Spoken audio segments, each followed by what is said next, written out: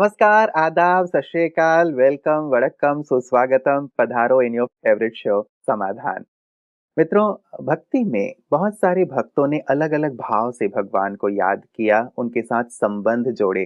किसी ने दास भाव रखा, किसी ने सखा भाव रखा, किसी ने मातृ भाव रखा, किसी ने पितृ भाव रखा। अलग-अलग भावों से लोग उन्हें याद करते रहे और वैसी ही अनुभूति करते रहे। उनकी जीवन कहानी में इन बातों को हम सुन सकते हैं। राजयोग में ये सारे भाव शायद समाहित हो जाते हैं, सारे ही भाव राजयोग में पाए जाते हैं। इसीलिए राजयोगी विशेष करके इन सारे अनुभवों को अपने जीवन में पाते हैं। भ्राता जी भी कल हमसे यही शेयर कर रहे थे कि कैसे अलग-अलग जो परमात्मा के साथ संबंध है, उनका सुंदर अनुभव किया जा सकता है। हम भी चूंकि अब राजयोग के पद पर चल रहे हैं, मेडिटेशन हमने करना शुरू कर दिया है, तो हमारी भी ये तमन्ना है कि वही अनुभूति जो राजयोग के पथ पे लंबे समय से चलने वाले कर रहे हैं, हम भी परमात्मा से वही सुखद अनुभव प्राप्त करें, तो जीवन बिल्कुल खुशहाल हो जाएगा, आनंदित हो जाएगा। तो आइए उसी चर्चा को आगे बढ़ाते हैं, कैसे संबंध जोड़ें, अनुभूति करें, भ्राता जी से जानते हैं उनकी अभिनंदन के साथ। भ्राता जी बहुत-बहुत स्वागत और अभिनंदन है। थैंक्स। कल की चर्चा बहुत प्यारी रही थी भ्राता जी की कैसे हम संबंधों का सुख लें, रस लें। आपके अनुभवों को हम और जानना चाहेंगे और साथ ही ये जानना चाहेंगे कि इन तमाम अनुभवों को अलग-अलग कैसे हम अपने अनुभव में लाएँ? राजयोग सचमुच सार है, एसेंस। भक्ति में जो कुछ सबने किया, जी, जिस तरह की अनुभूतियां की, जिस तरह के नाते भगवान से जोड़े, उसमें बहुत नाते श्री कृष्ण के रूप में जोड़े हैं और थोड़े भक्त राम के। तो जैसा जैसा नाता जोड़ा वैसे वैसे उनको अनुभूति रही, प्यार बहुत रहा। वही संपूर्ण प्यार हुँ, परमात्मा से जोड़ने का समय अब है। तो हम शुरुआत यहाँ से करते हैं कि भगवान से पहले हम अपनापन जोड़ें। वो मेरा है, हर संबंध से मेरा है। जैसे किसी बच्चे को केवल माँ हो और कोई ना हो, माँ उसे बहुत प्यार भी करती हो, पालना भी करती हो, पढ़ाई भी पढ़ाती हो, खाना पीना हर तरह का ध्यान उसका रखती हो, तो माँ is everything for that child. हुँ, तो ऐसे ही भगवान से भी हम ऐसे नाते जोड़ लें कि वही मेरा सब कुछ है। एक से ही सब नाते, चाहे वो माता पिता हो, शिक्षक और गुरु हो, बंधु और सखा हो, वो प्रियतम हो, सब एक से। तो पहली चीज ये है कि हम ये स्वीकार कर लें कि जो परम पिता है वो मेरा है। बहुत डीप फीलिंग है ये। देखिए, हम उसे भगवान और भक्त के नाते से याद करते रहे। भगवान बहुत दूर, भक्त हम पता नहीं कहाँ, बहुत दूरी कर दी थी हमने। ढूंढ रहे थे पता नहीं कहाँ, पता नहीं कहाँ, प्रभु दर्शन दो। अब उसने आकर ये रियलाइज कराया, तुम मुझे अपना परम पिता कहते हो, माता पिता कहते हो, तो मैं हूँ, तो मैं तुम्हारा हूँ। एक्सेप्ट करें, जो भगवान है, जो सर्वशक्तिवान है, जो बिगड़ी को बनाने वाला है, जो भाग्य विधाता है, वो मेरा है। फीलिंग में ले चले इसको अपनी। तो इससे अपने नाते जुड़ेंगे उनसे। दूसरी बात, हम स्वीकार करें वो मेरा है, तो मेरे भी तो कुछ कर्तव्य होंगे ना उसके लिए। लोग यहाँ गलती करते हैं कि नाता तो जोड़ लिया, हमें कुछ नहीं करना, अभी तुम सब कुछ करो। माँ और बच्चे का नाता जिसका हमने उदाहरण दिया, बच्चा पढ़े ही नहीं, सोचे माँ ही पढ़ ले मेरी जगह। बच्चा भोजन भी न खाए, माँ ही खा ले, या वो मुझे खिलाए। मतलब अब माँ संबंध को दोनों तरफ से दोनों निभाने तरफ से होंगे। निभाने होते जी, हैं। जी, इसलिए वो मेरा है, तो मेरा भी उसके लिए कुछ कर्तव्य है। जितने जितने अपने कर्तव्यों की पालना हम करेंगे, उतना उतना ही सुंदर रेस्पॉन्स उसकी ओर से भी आएगा। मान लो वो हमारा परम शिक्षक है, हम उसके गॉडली स्टूडेंट हैं, तो हमारा ये परम कर्तव्य है कि जो वो हमें पढ़ाए उसको हम ध्यान से पढ़ के समाएं अपने अंदर। यहाँ केवल याद करने की बात नहीं होगी, उसको अंडरस्टैंड करें, उसकी अवेयरनेस में आए, उसे रियलाइज करें, तो हम एक सच्चे गॉडली स्टूडेंट बन जाएं। तो परम शिक्षक से हमें संपूर्ण ज्ञान मिल जाएगा। परम शिक्षक का हमें बहुत ज्यादा प्यार मिलेगा, पालना मिलेगी और गुह्य ज्ञान मिलेंगे उससे।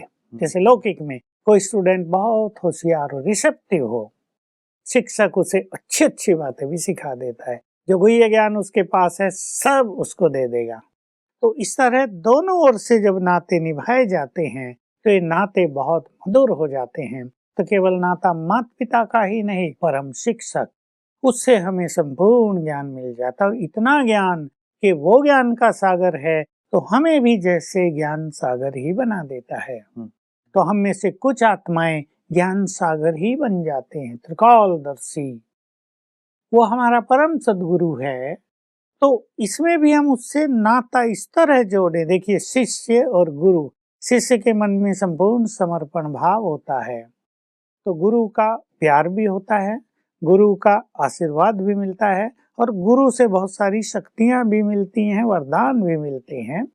परम सत्ता स्वयं सर्वशक्तिवान हमारा सदगुरु है, उसके आगे अगर हम समर्पण करेंगे, उसके प्यार में यदि हम मगन होंगे, उस पर हमें यदि संपूर्ण विश्वास होगा, तो क्या नहीं मिलेगा उससे।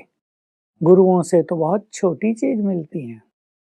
गुरुओं को तो पैसे का भी लालच होता है, उसे तो कुछ भी नहीं चाहिए, वो तो केवल दाता है। हमारे पैसे तो वो करेगा भी क्या, है तो कागज के नोट उसके लिए बेकार हैं। तो उससे बहुत शक्तियां, बहुत वरदान, सिंपल भाषा में कहें दुआएं मिलती रहेंगी परम सदगुरु दादाजी, की। कल जो एक बात आप कह रहे थे, वो बात अचानक मेरे ध्यान में आई कि जब आप थक के आया करते थे, यदि कोई व्यक्ति आपके आस-पास है, तो आप उसे कह दिया करते थे कि चलो भई अब थोड़ा-सा दबा दो और आप फ्रेश हो जाया करते थे। जब कोई नहीं है, तब आप उनको याद में तो उनकी याद आती थी और आप कहते थे कि भई अब मुझे फ्रेश होना है। तो एक मानवीय नेचर है, यदि ये सब संबंध मेरे आस-पास हैं, माँ भी हैं, पिता भी हैं, शिक्षक भी हैं, सद्गुरु भी, मतलब जो भी हैं सारे संबंध, तो जब ये हैं तो उसकी याद नहीं आती और उससे संबंध नहीं जोड़ा जाता। ये सब होते हुए भी क्या ये सारे संबंध उनसे जोड़े जा सकते हैं? या ये ना हो तभी वो संबंध जुड़ते हैं? इसलिए भगवान के महावाक्य हैं, देह सहित देह के सभी संबंधों को भूल कर मुझे याद करो। वो इसीलिए उसके महावाक्य हैं, क्योंकि जब तक हमारे आसपास ये रहते हैं तब तक हमारा खिंचाव उसकी ओर होता नहीं। ये बड़ी नेचुरल टेंडेंसी है, केवल बुद्धि हटाकर। जी। महावाक्य ये हैं, देह और देह के संबंध छोड़कर नहीं, देह और देह के संबंध भूल कर मुझसे बुद्धि लगाओ, तो उसकी सर्वस्व अनुभूतियां हमें होने लगेंगी। इसलिए इन्हें छोड़ के कहीं जाने की जरूरत नहीं, लेकिन नाता उससे इतना गहरा हो जाए, नाते तो ये भी रहेंगे, ये किसी की माँ है वो तो माँ रहेगी, उसने जन्म दिया है, उसका टीचर उसके सामने है वो भी टीचर रहेगा, उसने एक तरह की एजुकेशन उसे दी है। लेकिन वो परम शिक्षक जिसने सृष्टि के आदि मध्य अंत की एजुकेशन दी है, जिसने इस सृष्टि के सारे रहस्य हमारे सामने खोल कर रख दिए हैं, उससे जरा हायर नाता रहेगा। मान लीजिए अब पिता के संबंध से हम लेते हैं कि वो मेरे परम पिता हैं। तो अब पिता के नाते को जब आपने कहा कि दोनों तरफ से निभाना होता है, पिता के नाते को कैसे अनुभव करें? क्या उनसे हमारी बात हो, फीलिंग हमारी कैसी हो? विशेष रूप से प्यार मिलता है। पालना के भिन्न भिन्न स्वरूप होते हैं। सभी जो लौकिक में फादर हैं वो जानते हैं वो अपने बच्चों का क्या क्या करते हैं, उनका कैसे ध्यान रखते हैं, उन्हें हायर एजुकेशन मिले, उनका स्वास्थ्य भी अच्छा रहे, उनके रहने के, पढ़ने के, खेलने कूदने के सब अवसर उन्हें प्राप्त हों। तो परमात्मा जो हमारा परमपिता है वो बहुत प्यार देता है हमें। उसका प्यार हमारे दुखों को नष्ट कर देता है, उसका प्यार हमें निर्विकारी बना देता है, उसका प्यार वास्तव में एक बहुत बड़ा जादू है जो हमारे जीवन को बदल देता है। तो पालना भी वो हमारी करते हैं पिता के रूप में। ये पालना बड़ी सूक्ष्म पालना है जो आत्मा को शक्तिशाली बनाती है, समर्थ बनाती है, उसकी खोई हुई शक्तियों को पुनः स्थापित कराती है। लेकिन बच्चे का कर्तव्य है, वहां भी लौकिक में भी, बच्चा माँ बाप का फेथफुल आज्ञाकारी हो। यहाँ भी जो शिव बाबा से, परम पिता से बहुत फेथफुल हैं, बहुत आज्ञाकारी हैं, उसके तरफ बहुत सिंसियरली जाते हैं, तो उसके सुंदर अनुभव उनको होते ही रहते हैं। उसके साथ के अनुभव होंगे, वो निरंतर मदद कर रहा है इसके अनुभव होंगे, वो हमारी केयर कर रहा है इसके अनुभव होंगे, वो हमें अकेला नहीं छोड़ रहा कहीं भी। हम समस्याओं में हैं तो लगेगा वो साथ है। तो ये वाली जो पिता की फीलिंग है भ्राता जी, वो कैसे बढ़ाए जाएं और कैसे ये अनुभव हो? विशेष बात ये होती है कि कर्म क्षेत्र पर जब मनुष्य रहता है, अब जी। सबको ही रहना है। हम्म। घर में माताएं हैं, वो भी घर का कामकाज करेंगी। किसी व्यक्ति को बिजनेस में जाना है, वो बिजनेस का काम संभालेगा। ऑफिस ड्यूटी है, कोई जिम्मेदार है, डायरेक्टर है, ऑफिसर है, वो अपने कार्य। इसीलिए योगी बनने के लिए मनुष्य को एक साधना की जरूरत होती है।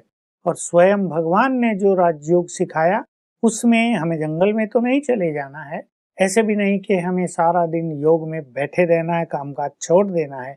ये योग ऐसा है जिसमें कर्म करते हुए, नातों में रहते हुए हमें उससे अपना कनेक्शन, कॉन्टैक्ट, रिलेशनशिप जोड़े रखना है। इसलिए इसमें थोड़ी सी प्रैक्टिस करनी होती है, ताकि कर्म क्षेत्र पर जाने से हम भूल न जाएं कि जो सुप्रीम फादर है, जो सर्वशक्तिवान है, वो मेरे साथ, वो मेरा साथी है। तो ये अगर दिन में 10 बार भी याद कर लिया जाए, सिंपल है, इसमें देखो 5 सेकंड लगेंगे, जी। लेकिन ये 5 सेकंड याद करने की, इसको हम थोड़ी सी मेहनत कहें, ये साधना भी मनुष्य को करनी पड़ेगी। तो बाप के भिन्न भिन्न तरह के अनुभव होने लगेंगे। जैसे जब हम उसको बुलाएंगे वो आ जाएगा, जब हम उसे याद करेंगे तो फील करेंगे उसका प्यार भरा हाथ हमारे सिर पर आ गया है, वो हमारी पालना कर रहा है, बहुत प्यार से हमें निहार रहा है, दृष्टि से हमें निहाल कर रहा है। तो उसके प्यार और उसकी पालना का अनुभव हमें होता रहेगा। एक उससे हम योग युक्त होते रहें। योग युक्त होने से क्या होता है, हमारी सोल कॉन्शियसनेस बढ़ती जाती है। तो इस संसार से हम थोड़े डिटैच होने लगते हैं, लविंग एंड डिटैच, दोनों का एक सुंदर संतुलन आ जाता है। और परमात्मा अनुभूति जो मैंने कही, उसके साथ की, उसकी मदद की, उसकी पालना की, हमें लगातार होती रहेगी। पिता के रूप में विजन क्या हो सकता है ब्रदर जी? ताकि क्योंकि विजन भी एक इम्पोर्टेंट चीज है, जब एक विजन होता है तो हमें फील करना थोड़ा सहज हो जाता है। देखिए, जिनको निराकार स्थिति बहुत अच्छी लगती है वो निराकार रूप में करें, और जिनको निराकार स्वरूप की फीलिंग कठिन लगती है वो महसूस करें कि शिव बाबा ब्रह्मा के सूक्ष्म शरीर में विराजमान है और वो हमारे सामने है, हमें प्यार से निहार रहा है। कभी हम उसके गले मिल रहे हैं, कभी हम उसकी गोद में बैठे हैं, कभी वो हमें भोजन खिला रहा है, कभी वो हमारे साथ बैठ के खिला रहा है, कभी हम उससे बात करें। ये नहीं तुम हमारे पिता हो, हम बात करें। देखिए, एक बच्चा है छोटा, बाप का उससे नाता कुछ और होता है। वो बच्चे को गोद में उठाएगा, कंधे पर बैठाएगा, पीछे भी लगा लेगा, कमर पे भी, वो अलग। फिर अब बच्चा बड़ा हो रहा है, उसने वो अच्छी एजुकेशन प्राप्त कर ली, वो नौकरी में चला गया, वो मैच्योर हो गया, तब का नाता कुछ और होता है, तब वो समानता में आ जाता है। जी। तो ये अनुभव ऐसे ही बदलते चलेंगे। बिल्कुल। दादा जी, एक चीज़ जैसे आपने कही थी कि ये जो नाते दोनों तरफ से होते हैं, यदि हम उनकी बात मानते हैं, तो उनका प्यार जैसे ऑटोमेटिक हम खींच पाते हैं। तो ऐसी क्या आज्ञा पिता के रूप में परमात्मा हमें देते हैं, जिन्हें हम मानें, तो उनका प्यार भी मिलेगा, आशीष भी मिलेगा और साथ की अनुभूति भी और संबंध भी प्रगाढ़ होते जाएँ? तो मेरे बच्चे हो, तो मैं परम पवित्र हूँ, तुम भी पवित्र हो, तुम्हें अपनी इस पवित्रता की स्थिति को जरा ऊपर उभारना है। तुमने इसको दबा दिया है, तुम विकारों के वश हो गए, अब इस विकारों की जो लेयर्स हैं, इन्हें हटाओ। पहली आज्ञा ये। दूसरी आज्ञा है, अब मेरे से बुद्धि योग जोड़ो और सुखदायी बन। परमात्मा की आज्ञा सहज रूप से समझने के लिए कि जो उसमें है वही हम में भी है, वो सुखों का दाता है, हम भी सुखदाता बन जाएं। वो सबको प्यार देता है, वो कहता है तुम भी सबको प्यार दो। वो सबके दुख हरता है, कहता है तुम भी सबके दुख हरो। उसकी वाणी महावाक्य कहलाते हैं, वो हमें आदेश देता है तुम्हारे बोल भी ऐसे हों जो सबके कष्ट मिटते चलें, सबको प्रेरणाएं मिलती चलें, तुम्हारे बहुत बहुत निर्मल, बहुत महान बनाने वाले, सुख देने वाले हों। भगवान बहुत मीठा है, वो चाहता है तुम मेरे बच्चे भी मीठे बन जाओ। ये जो कड़वाहट तुमने भर ली है, इसको तुम निकाल दो, तुम सेवा में आ जाओ। ये जो तुम्हारे अहंकार हैं, क्रोध हैं, विकार हैं, इनसे तुम मुक्त हो जाओ। इन आज्ञा पर जो चलते हैं, उन बच्चों पर परमात्मा का बहुत प्यार होता है और वो उतने ही उसके समीप होते जाते हैं। बिल्कुल, बिल्कुल। मतलब उनकी आज्ञा हम मानते चलेंगे तो एक समीपता भी आती चली जाएगी और विशेष रूप से उनका आशीष भी, जैसे बच्चा यदि बहुत आज्ञाकारी हो तो पिता का आशीष उन्हें प्राप्त और ये होता बहुत ही है। जरूरी होता है। जी, मैं जी। देखता हूँ बहुत बच्चे जो मेरे साथ आते हैं, पास आते हैं, अगर उन बच्चों के साथ माता पिता का आशीर्वाद नहीं है तो उनको जीवन में कई कठिनाइयां हो रही हैं। मैं देखता हूँ नौकरी मिलने में देरी हो रही है, अच्छी मेहनत कर रहे हैं, लेकिन सफलता मेहनत से प्राप्त हो रही है। और जिन बच्चों के साथ माँ बाप की गुड ब्लेसिंग्स हैं, वो सहज पार करते जा रहे, आगे बढ़ते जा रहे। जी। तो भगवान की ब्लेसिंग्स बहुत बड़ी चीज होती है। तो जितना हम आज्ञाकारी बनते हैं, उनका प्यार मिलता है और वो अपनी विशेष चीजें हमें प्रदान करते रहते हैं। क्योंकि पिता की हर चीज पे पुत्र का वैसे भी अधिकार अधिकार है, होता और एक है। पिता तो ये चाहता ही है कि उसके बच्चे उससे भी आगे निकल जाएं। बाबा भी हमें कहते थे, तुम तो मेरे से भी महान हो। हम समझते थे बाबा देखो कैसा है, ऐसा बाप तो किसी को नहीं मिल सकता। वो सुप्रीम, ज्ञान का सागर, सर्वशक्तिवान, और बच्चों को जैसे कंधे पे चढ़ा रहा है, तुम तो मेरे से भी आगे हो। मेरे बच्चे बहुत आगे बढ़े, मेरा नाम रोशन करें। और जो ऐसा करते हैं, उन पर परम पिता का प्यार बरसता है, ब्लेसिंग्स उन्हें प्राप्त होती हैं और उनका मार्ग बिल्कुल सरल हो जाता है। बिल्कुल बिल्कुल दादा जी, ऐसे ही जो माँ का संबंध है, माँ के संबंध को फिर कैसे हम फील करें, कैसे मतलब उसे अपनी गहन अनुभूति में लाएं? क्योंकि एक महावाक्य जैसे कहीं मैंने भी सुना था कि परमात्मा कहते हैं कि जब तक सर्व संबंधों की अनुभूति नहीं होगी, तो अंत में संभवतः वो संबंध तुम्हें अपनी ओर खींचेगा और तुम्हारा ध्यान परमात्मा से हट जाएगा। तो माँ की कैसे विशेष अनुभूति की देखिए, जाए? माँ एक ऐसा नाता है जिसमें बच्चे बंधे रहते हैं। एक सर्टेन एज तक तो सभी बच्चे माँ से घनिष्ठता से जुड़े रहते हैं। बाकी जब बड़े होते हैं, उनका प्यार बढ़ने लगता है, किसी और से प्यार हो गया, तो फिर माँ का प्यार जरा कम होने लगता है, उसमें से माइनस होने लगता है। तो माँ एक ऐसा नाता है। अब देखिए, आप माँ के दिल को देखिए, माँ के दिल में, माँ के मन में बच्चों के लिए क्या क्या होता है, वो उसे देख ही लें तो उनका चित्त शीतल हो जाता है। जी। बच्चे तो नटखट भी होते हैं, माँ के प्यार को ठुकरा के भाग जाते हैं खेलने, लेकिन माँ तो उन्हें देखती रहती है ना।